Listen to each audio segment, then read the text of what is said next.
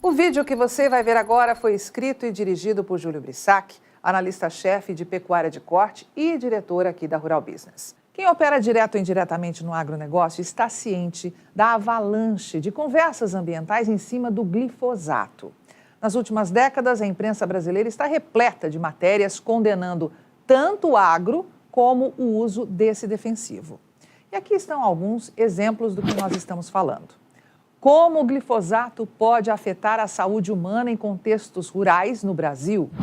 Glifosato é apontado como provável causa de explosão de casos de leucemia. Comercializado para agricultores há quase meio século, nos últimos anos o glifosato passou por diversas reavaliações de agências ambientais e também de saúde ao redor do mundo, mas não foi proibido em nenhum país. Porém, uma avalanche de notícias classificava o defensivo agrícola como um perigoso agrotóxico, esquecendo que sem o uso dele, suínos, frangos e bovinos não produziriam alimentos na quantidade que o mundo demanda e com crescimento anual.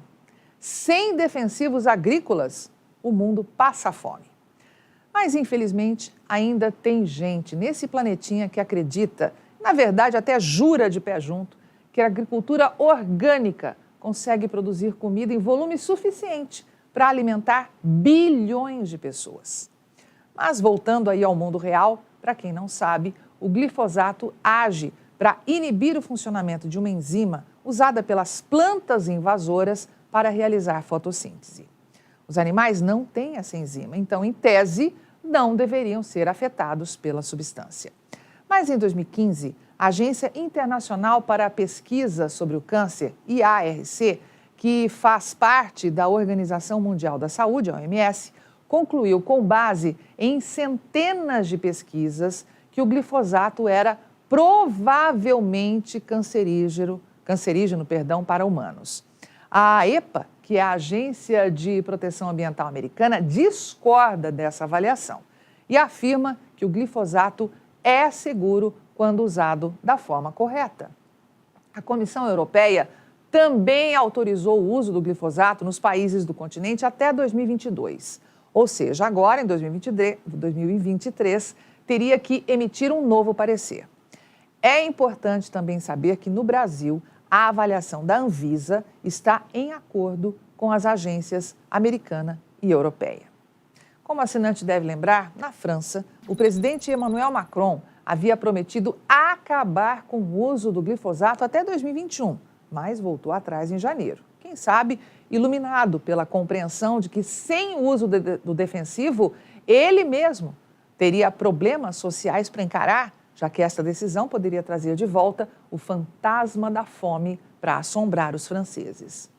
Mas tem sempre de plantão alguém que se diz da comunidade científica, pronto para inventar alguma coisa contra a continuidade do uso do glifosato, o que é uma posição compartilhada por ativistas de defesa do meio ambiente, mais conhecidos como ecochatos, e que não conseguem enxergar o grave problema que o mundo corre ano após ano quando o assunto é segurança alimentar.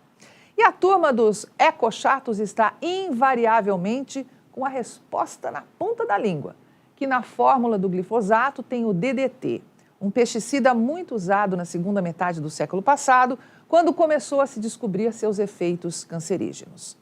Mas a ciência, que produz pesquisa de forma independente, foi avançando e mostrou que sim, o DDT é perigoso e por isso foi proibido mundialmente.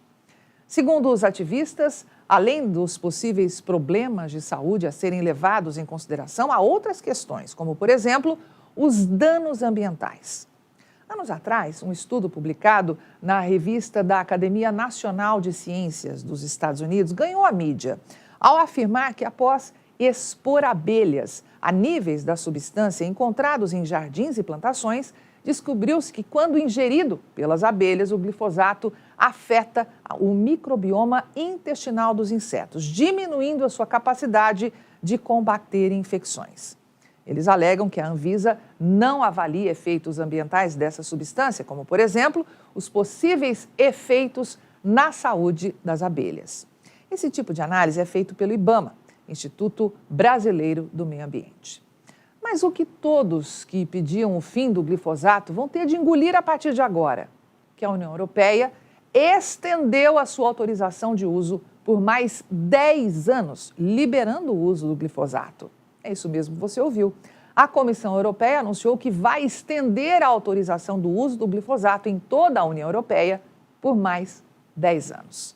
Segundo nota divulgada à imprensa, a Comissão Europeia, em colaboração com os Estados-membros da UE, procederá à renovação da aprovação do glifosato por um período de 10 anos, sujeito a algumas novas condições e restrições, como a proibição da sua utilização para dessecação, ou seja, o processo de remoção da umidade de uma cultura antes da colheita. Em julho deste ano, a Autoridade Europeia para a Segurança dos Alimentos sustentou que não identificou quaisquer áreas de preocupação crítica nos seres humanos, nos animais e no ambiente que pudessem impedir a autorização do herbicida. O fato, meu amigo, é que países como França, Alemanha e Itália já começaram a entender que o problema mesmo é ver o mundo produzindo alimentos abaixo da demanda. E por um motivo muito simples: sem segurança alimentar, nenhum governante consegue ficar no poder.